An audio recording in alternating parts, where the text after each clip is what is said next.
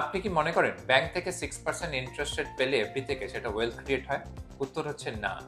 আপনি যদি 20% ট্যাক্স ব্র্যাকেটে বিলং করেন তাহলে ৳১.২০ আপনাকে ট্যাক্স দিয়ে দিতে হবে। তাহলে আপনাকে পোস্ট ট্যাক্স আপনার হাতে থাকবে ৳৪.৮০।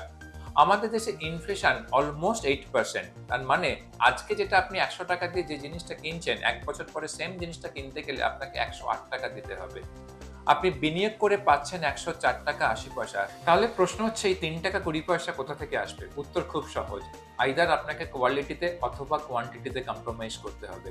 অথবা আপনাকে এমন জায়গায় ইনভেস্টমেন্ট করতে হবে যেখান থেকে আপনি পোস্ট ট্যাক্স রিটার্ন ৮% পান, যাতে আপনি সেম জিনিসটা আপনি কিনতে পারেন। আর আপনি যদি ৮% এর বেশি মানে ১০-১২% রিটার্ন আর্ন করতে পারেন, তাহলে কিন্তু আপনি অ্যাকচুয়ালি ওয়েলথ ক্রিয়েট করতে পারবেন। কারণ আপনার পারচেজিং পাওয়ার বেড়ে গেল। ওই যে এক্সট্রা টাকাটা আপনি কিন্তু ফিউচারে আপনার ডিফারেন্ট পারপাস এ আপনি ইউজ করতে পারবেন।